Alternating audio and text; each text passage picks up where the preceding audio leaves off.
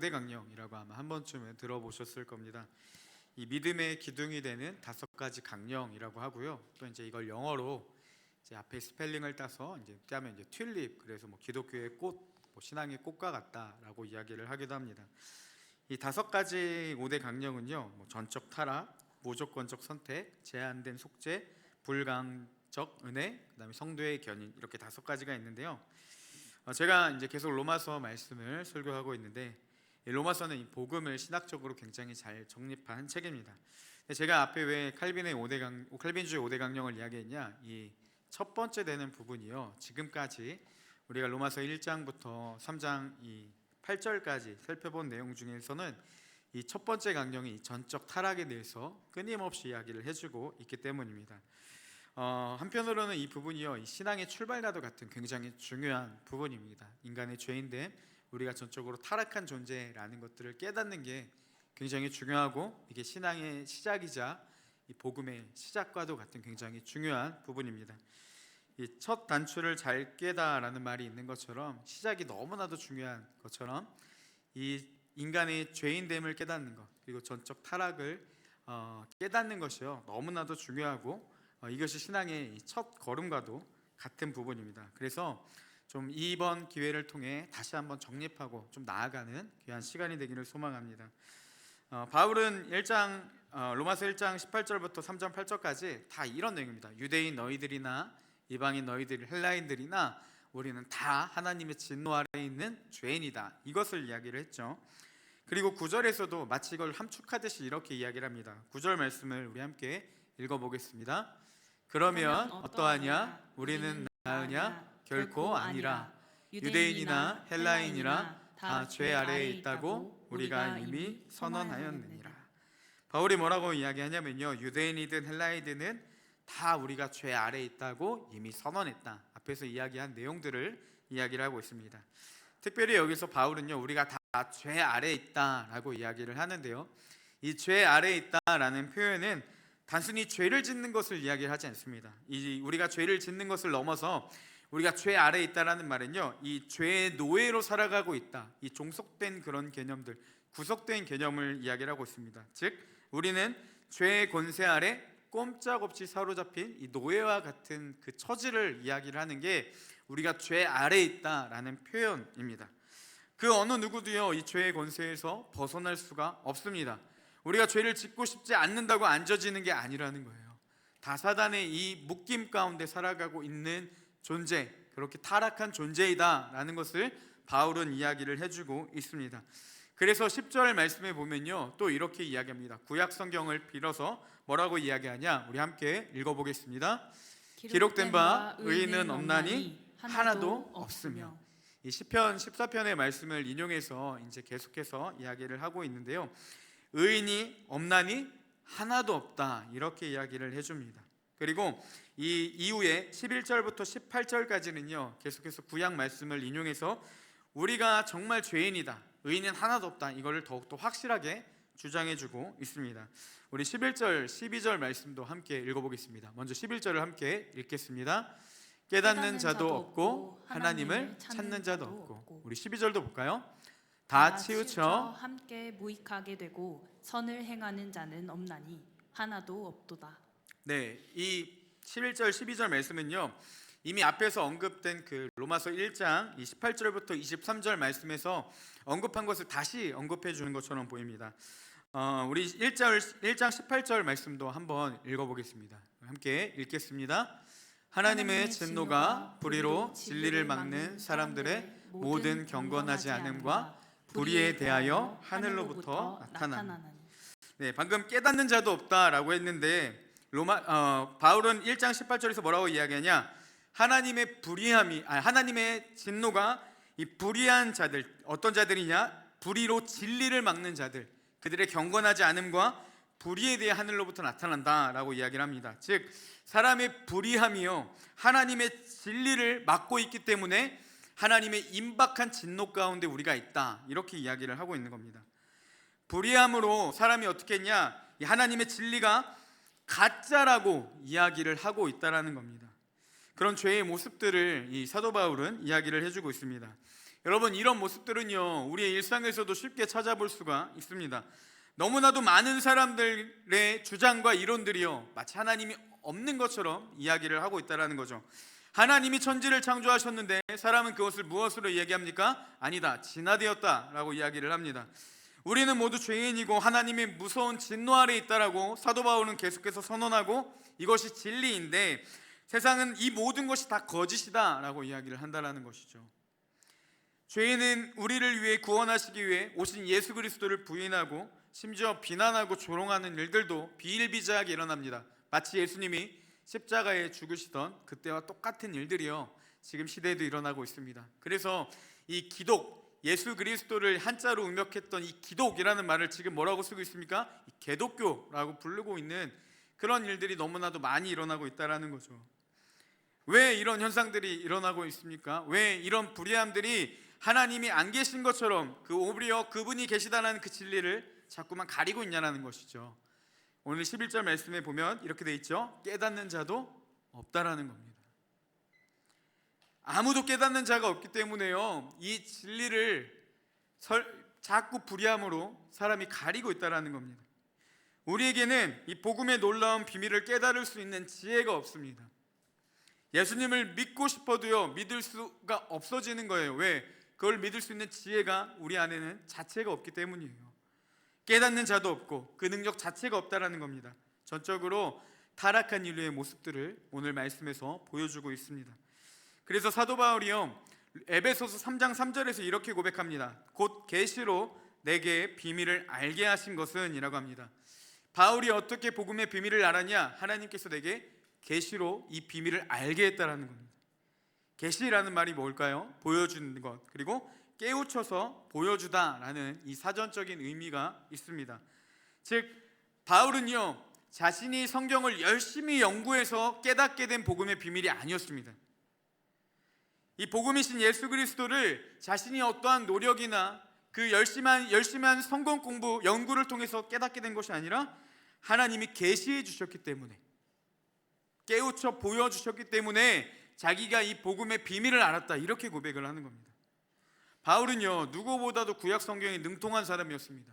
이 가말리엘이라는 저명한 그 사람의 제자로서 성경에는 탁월했던 사람이었어요. 그러나 정작 성경 전체에 걸쳐서 약속된 그 예수 그리스도, 메시아가 이 땅 가운데 왔을 때 그가 가진 성경적 지식으로 해석했던 건 무엇이냐? 그분은 거짓이라는 것. 그래서 심지어 교회를 핍박하는 데 열심을 가뒀던 사람입니다. 이게 다 무엇을 이야기하겠습니까? 여러분, 사람의 지혜로는요, 하나님을 깨달을 수가 없다라는 거예요. 복음이신 예수 그리스도가 담겨있는 성경을 봐도 그 안에 있는 그 비밀조차도 깨달을 수 없는 연약한 존재라는 사실입니다. 바울이 아무리 성경에 대해 많이 알고 있더라도 정작 성경이 말하고 약속한 그 예수 그리스도를 알만한 모든 지혜가 성경 안에 담겨 있으면서도 전혀 깨닫지 못했던 그 상태, 그 지혜 없음을 볼 수가 있습니다. 여러분, 이거는 우리에게도 동일합니다. 우리에게도 복음을 깨달을 수 있는 지식, 그런 능력 자체가 없다라는 거예요. 왜? 인류는 전적으로 타락했기 때문입니다.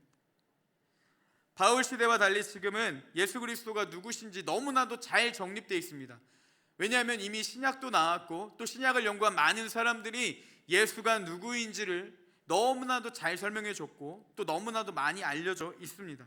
그리고 심지어 이 복음을 전하는 방법도요, 굉장하게 많은 것들이 발전되어 왔습니다. 그렇지만 문제는 무엇이냐? 절대로 우리는 예수 그리스도가 복음이란 사실을 알 수 있는 지혜가 없다라는 거예요.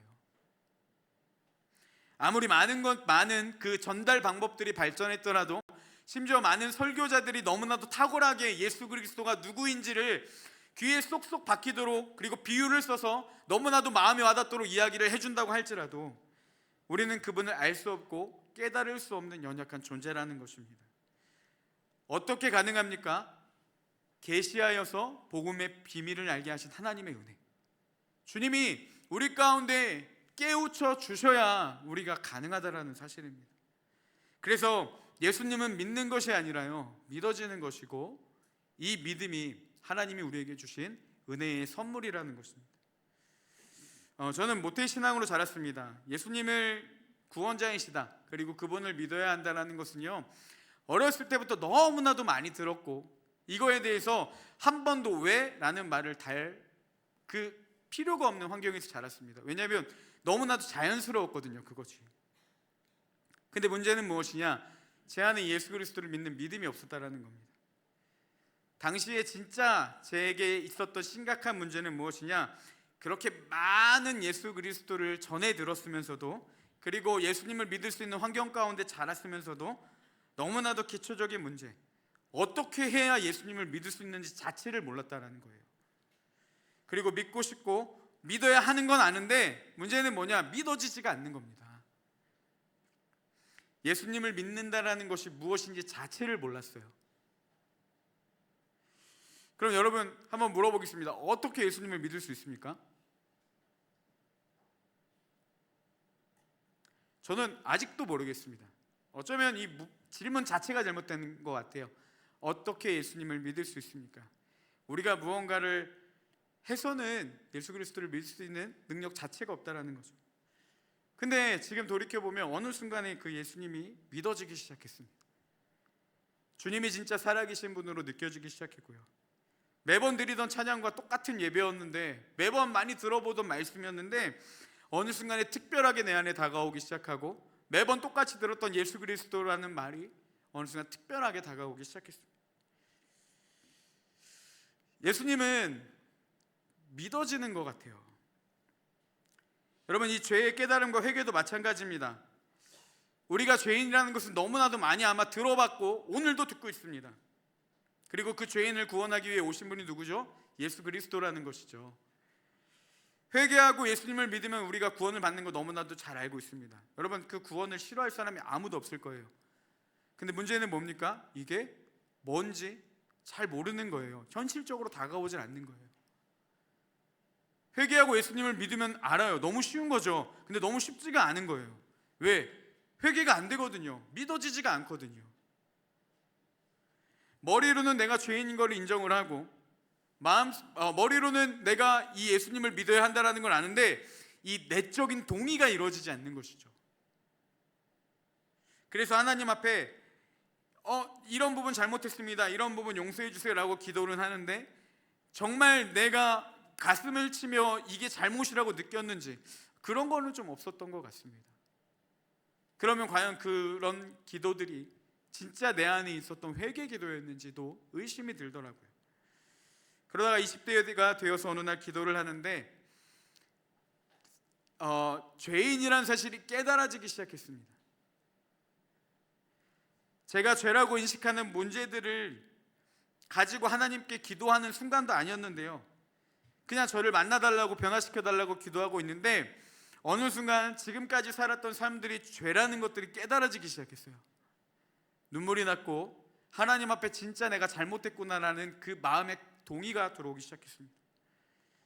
이전까지 했던 단순한 지적 동의와 이 종교적인 행위적 동의가 아니라 진짜 내 심령의 깊은 곳에서부터 오는 그 동의가 이루어지기 시작했어요. 그리고 하나님 앞에 그때서야 간절히 용서해달라고 구하게 됐습니다. 자연스럽게 이루어졌던 것 같습니다. 여러분, 왜 이런 이야기를 계속하냐? 우리는 깨달을 수 없는 연약한 존재를, 우리를 위해서 주님이 주도적으로 우리 가운데 역사하신다는 사실입니다.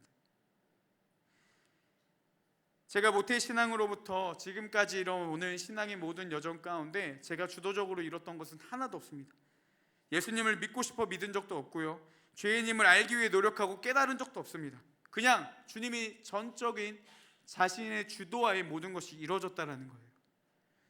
예수님은요, 그렇게 하시는 분이십니다. 주님은 죄인인 우리를 위해 주도적으로 당신이 이 땅 가운데 오셨습니다. 우리가 알든 알지 못하든 인식하든 인지하든 못하든 그분은 죄인인 우리를 위해 대신해서 죽으셨고 우리의 모든 허물을 깨끗하게 하셨습니다. 죄의 저주를 끊으시고 생명으로 살아갈 수 있는 길을 여셨지만 우리는 깨닫는 자가 없고 무지에서 여전히 그것들을 알지 못하는 연약함 가운데 있는 존재라는 거죠. 그래서 어떻게 결정하셨습니까? 찾아가시고 만지시고 계시하시고 깨닫게 하시면서 그분의 십자가가 어떤 것인지 각 사람에게 알게 하셨다는 거예요. 감추어진 이 복음의 비밀들을 각 사람의 마음 가운데 찾아와서 깨닫게 해주시고, 심지어 이제는 선한 길을 살 수 있도록 우리에게 성령을 허락해 주셔서 그분의 능력으로 그 일들을 감당하게 하신다라는 사실입니다. 여러분, 이 은혜를 정말 아는 자들, 내 안에 예수 그리스도의 복음을 깨달을 수 없지만 주님의 전적인 은혜의 주도하에 우리를 깨닫게 하신 그 사람들의 삶은요, 그래서 바뀔 수밖에 없는 겁니다. 그리고 그 은혜들을 더욱더 사모하며 나아갈 수밖에 없다는 것이죠. 더 깨닫게 해달라고, 더 그분을 알게 해달라고, 더 그 은혜 안에 깊이 잠기게 해달라고, 여러분, 주도적인 은혜를 허락하시는 그 하나님께 우리는 겸손하게 나아가게 된다는 것입니다. 그래서 오늘 말씀의 9절에 보면요, 상반절에 이렇게 기록되어 있습니다. 그러면 어떠하냐? 우리는 나으냐? 결코 아니라. 예수님을 믿는 자들과 믿지 않는 자들의 차이가 결코 없다라는 거예요. 어떠한 나음이나 뛰어남이 있어서 우리가 예수님을 믿는 게 아니라는 겁니다. 모든 것은 전적인 하나님의 은혜라는 것이죠. 그러니 겸손히 그 은혜들을 구해야 된다는 거예요. 그러면 어떠하냐? 우리는 나으냐? 결코 아니라는 겁니다. 우리도 그 은혜를 잊고 살아간다면 다시 이전과 같이 돌아갈 수밖에 없는 연약한 존재라는 것, 그걸 깨닫게 해주신 하나님 앞에 날마다 우리를 깨닫아 알게 하시는 그 은혜들을 끊임없이 구해야 된다는 거 아니겠습니까? 그래서 이 은혜를 사모하는 마음으로 우리는 끊임없이 하나님을 찾아야 된다는 겁니다. 우리 로마서 1장 18절 19절 말씀 앞에서 한번 봤지만 우리 한 번만 더 같이 읽어보겠습니다. 함께 읽겠습니다. 하나님의 진노가 불의로 진리를 막는 사람들의 모든 경건하지 않음과 불의에 대하여 하늘로부터 나타나나니, 이는 하나님을 알만한 것이 그들 속에 보임이라. 하나님께서 이를 그들에게 보이셨느니라. 아멘. 19절의 말씀에 보면 이렇게 돼 있죠. 하나님을 알만한 것이 그들 속에 보임이라 라고 합니다. 그러니까 하나님은 알만한 것을 우리에게 주셨는데, 하나님을 알면 그분을 영화롭게 하고 감사해야 되는 게 마땅한 반응인데, 문제는 뭐냐? 18절 아까 이야기했죠. 사람의 불의로 하나님의 진리를 가리기 시작했다는 겁니다. 하나님을 알만한 지혜가 우리 가운데 있는데, 그것이 우리에게 있는데 우리는 불의함으로 하나님의 진리를 가려버리기 시작했다는 거예요. 하나님을 알면 그분을 영화롭게 하고 감사하는 게 마땅한데 이 진리를 가리기 시작했다는 겁니다. 그러자 이 11절 말씀, 깨닫는 자도 없고 하나님을 찾는 자도 없고, 알만한 것이 우리 가운데 있는데 하나님을 깨닫지도 못하고 찾지도 못하는 그런 일들이 어디로부터 왔습니까? 우리의 불의함이 진리를 가리는 모든 행위로부터 왔다는 겁니다. 깨닫는 자가 없고 하나님을 찾는 자도 없다고 합니다.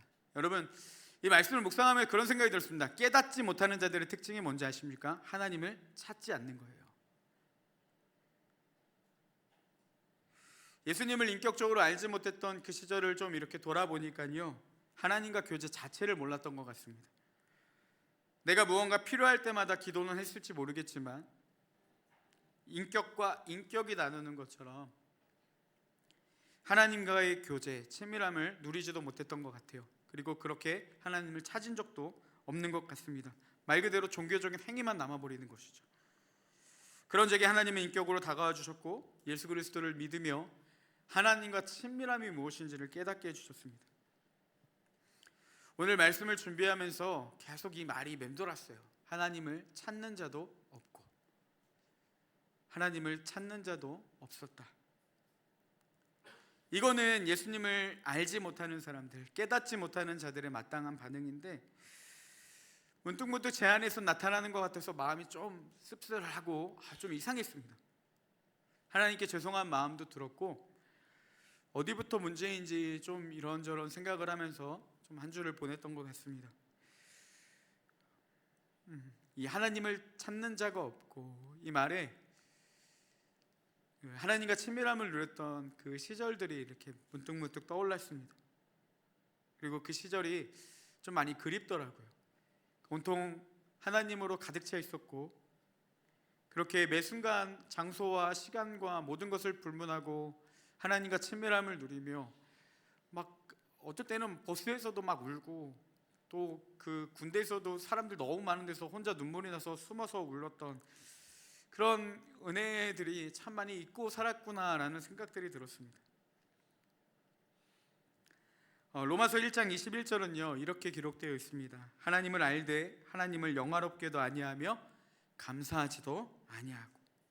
하나님을 알면 그분을 영화롭게 하며 감사하는 것이 마땅한 반응인데 이 깨달음이 오지 못하니까, 하나님을 찾지 않으니까 하나님을 섬기지도 않고 감사하지도 않게 됩니다. 그리고 어떻게 됩니까? 이 이후에 하반절의 말씀을 보니까 오히려 그 생각이 허망하여지며 미련한 마음이 어두워졌다라고 합니다. 결국 어리석은 마음이 어두움으로 가득 차게 되는 거예요. 하나님을 아는 것이 우리에게 있지만 우리가 그 마땅한 반응을 보이지 않을 때 우리의 생각은 더욱더 허망해지고 어두워지고 어리석은 마음으로 가득 차게 됩니다. 그 결과가 어떻게 되냐? 로마서 1장 22절에 보니까 우리 함께 읽을까요? 스스로 지혜 있다 하나 어리석게 되냐. 깨닫지 못하고 하나님을 찾지 않는데 지금 자신의 상태를 어떻게 생각하고 있냐? 스스로 지혜로운 자라고 착각하며 살아간다는 겁니다. 마음은 어리석어지고 어둠으로 가득한데 스스로는 지혜로운 자야 라고 이렇게 여기면서 살아가는 거예요. 실상은 어리석은 자의 모습이다, 이렇게 바울은 고발하고 있습니다. 그리고 23절에 여러분 이 무지함의 끝이 나타나는데요, 우리 함께 읽어보겠습니다. 썩어지지 아니하는 하나님의 영광을 썩어질 사람과 새와 짐승과 기어다니는 동물 모양의 우상으로 바꾸었느니라. 미련함의 극치를 보여주고 있습니다. 하나님이라는 존재를 대신하는 다른 것들을 세우기 시작하는 거예요. 이 땅의 이 모든 만물의 시작은 하나님이신데 하나님을 빼놓고 해석하기 시작합니다. 하나님으로밖에 해석될 수 없는 부분은 우상을 만들어서 채우기 시작하는 거예요. 그리고 스스로를 지혜롭게 여기는 것이죠. 하나님 없이 하나님의 자리를 해석하고 그것들을 풀어내려고 하니까 여러분 당연히 그 해석들은요 문제투성일 수밖에 없는 겁니다. 스스로 지혜롭다 하나 어리석게 되는 것과 똑같은 일들이 일어나죠. 여러분 하나님이 없는 해석은요 모든 것이 다 거짓이라는 거예요. 하나님이 없는 삶은요 죽음이며 죄라고 성경은 분명하게 우리에게 이야기를 해주고 있습니다. 하나님 없는 성공, 하나님 없이 가지고 누리는 모든 물질과 부와 명예들, 하나님 없는 꿈과 소망과 내 장래들, 우리가 하나님이 없는데도 내 안에 하나님이 안 계시면서도 내가 그 어떤 무언가를 누리고 계획하고 있다라면 여러분 그 모든 해석들은 다 거짓이라는 겁니다. 나의 오류임을 반드시 기억해야 된다는 거예요. 그래서 오늘 본문의 3장 12절에 이렇게 분명하게 이야기를 해줍니다. 우리 함께 읽겠습니다. 다 치우쳐 함께 무익하게 되고 선을 행하는 자는 없나니 하나도 없도다. 세번역 성경은 뭐라고 번역했냐면 다 치우쳐 함께 무익하게 되고, 이 말을요 모두가 곁길로 빠져서 쓸모가 없게 되었다라고 번역을 했고요, 현대인 성경은 모두가 삐뚤어져 쓸모가 없게 되었다라고 합니다. 여러분 하나님이 없는 그 모든 해석들과 하나님의 자리를 채우려고 했던 인간의 그 무지함을 뭐라고 이야기하냐? 쓸모가 없다라는 겁니다. 다 헛된 대로 치우쳤다라는 거예요. 그리고 뭐라고 이야기합니까? 선을 행하는 자는 없나니 하나도 없다라는 거죠. 하나님이 없어도 된다라는 내 삶의 영역들이 있었다면, 주님이 간섭하길 원하지 않았던 내 삶의 부분들이 있었다면 여러분 그거는요 우리의 무지함이라는 것들을 인식해야 된다는 거예요. 그리고 그 자리 가운데 주님이 오시도록 우리가 초청해야 된다는 겁니다. 내 꿈에도 내 계획에도 내 목표와 내 결혼의 문제 등 모든 부분 주님이 개입하시도록, 이게 당연한 길이고 마땅히 걸어가야 될 우리의 길이며 진리라는 사실입니다. 우리 마지막으로 성경 한 구절 더 살펴보겠습니다. 우리 앞에서 읽었지만 우리 로마서 3장 10절 말씀을 우리 한 번 더 읽어보겠습니다. 함께 읽겠습니다. 기록된 바 의인은 없나니 하나도 없으며.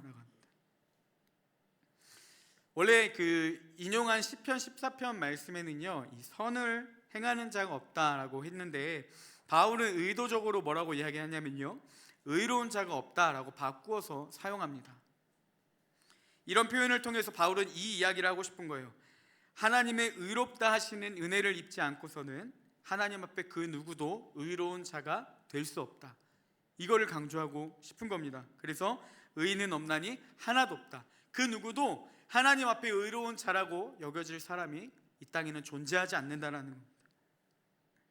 여러분, 그러면 누가 하나님 앞에 의인이라 인정받을 수가 있겠습니까? 하나님 앞에 어떻게 의롭다 하시는 그 은혜를 입을 수 있냐라는 것이죠. 바울은요, 이미 앞에서 그 해답을 이야기를 했습니다. 우리 로마서 1장 17절 말씀을 함께 읽겠습니다. 복음에는 하나님의 의가 나타나서 믿음으로 믿음에 이르게 하나니 기록된 바 오직 의인은 믿음으로 말미암아 살리라 함과 같으니라. 네, 아멘. 이 말씀에 보면 복음에는 하나님의 의가 나타나요.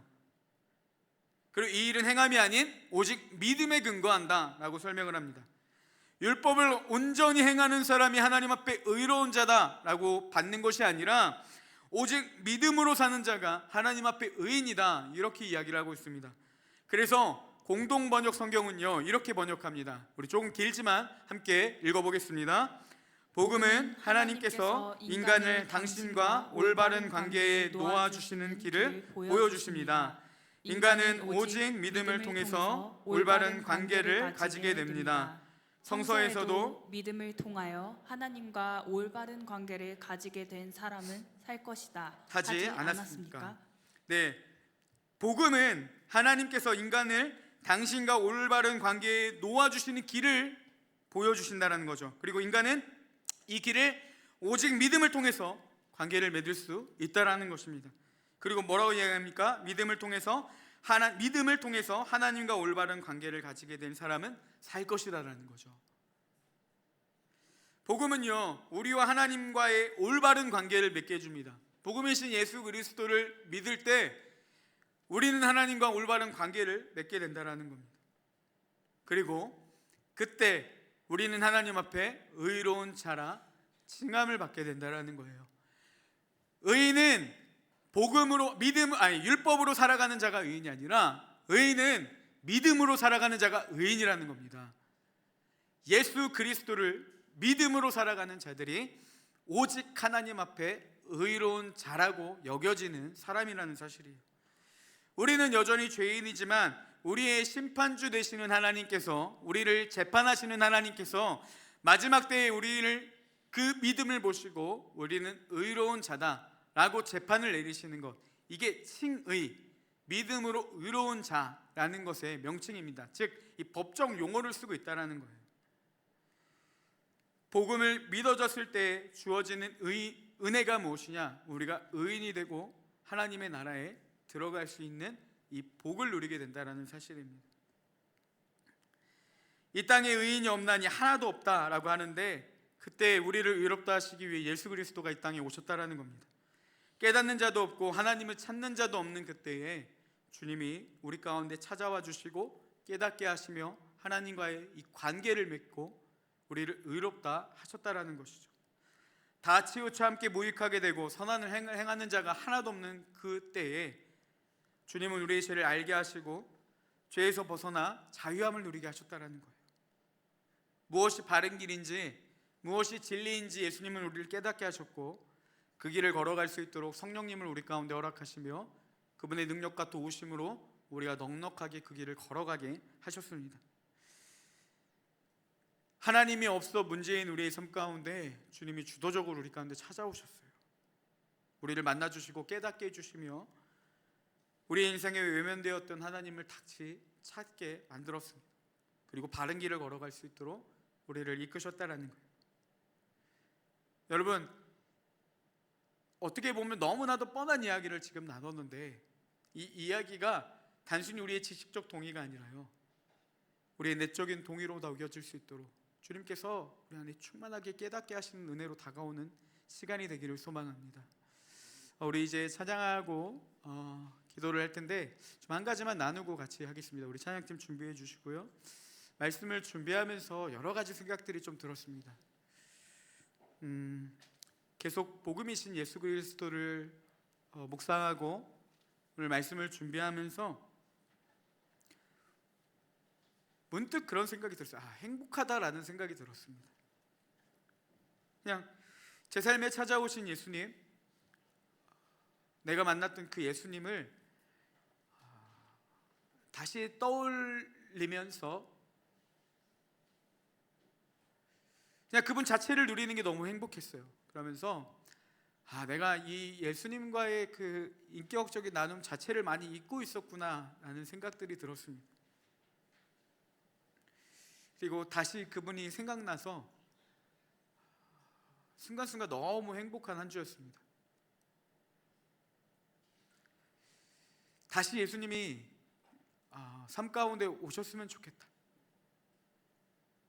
그냥 너무 좋으시고 떠올리기만 해도 행복했던 그분이 설교를 준비하기 위해서, 내가 예배를 인도하기 위해서, 내가 목사로 살아가기 위해서가 아니라 그냥 다시 그분 자체로 누리는 삶이 되었으면 좋겠다라는 생각들에 좀 간절함이 있어서 계속 그렇게 기도를 했던 것 같습니다. 여러분, 우리에게 그 예수님이 인격으로 다가오시는 시간이 되기를 소망합니다. 오늘 이 시간 우리가 그 간절함을 가지고 함께 같이 찬양했으면 좋겠어요. 찬양에 보면 이런 가사가 있습니다. 많은 이들이 말하고 노래는 하지만 정작 가지 않는 그 길, 두려운 생각보다, 많이 힘들고 험한 길보단 우리의 문제가 한계가 뭐겠습니까? 그냥 말로만 가려고 했기에, 지식적인 동의만 있었기 때문에 그렇게 어떻게 되어갑니까? 점점 멀어져만 가네. 내게 생명 주었던 그 주님, 심지어 이용하려 하네. 내게 사랑 주었던 그 길. 후렴에서 이렇게 고백하죠. 다시 복음 앞에, 다시 예수 그리스도 앞에 내 영혼 섭니다. 언제입니까? 하나님 만났던 그때, 우리가 그냥 주님 그 자체로 좋았던 그때, 예배하며 감격하고 말씀이 귀에 들어오고 막 은혜 누리고, 그게 아니라요, 그냥 주님 만났던 그때 나 다시 돌아가 그 주님께 예배드리며 그 십자가의 길 걸으리. 여러분, 혹시라도 좀 그런 마음이 있었으면 하는 생각으로 말씀을 준비했습니다. 다시 그 주님이 사무치도록 그립지 않습니까? 하나님 자체로 너무 행복했던 그때가, 말씀을 정리하며 사무실에 있는데 너무 그런 생각들이, 잠깐 예배 한 30분 전인가 그런 생각들이 들어서 참 묵상하다 왔는데, 여러분, 그 갈망으로 우리가 이 시간 함께 같이 하나님 앞에 나아갔으면 좋겠습니다. 우리 시간 함께 찬양하며 주님 앞에 기도하며 나아가겠습니다.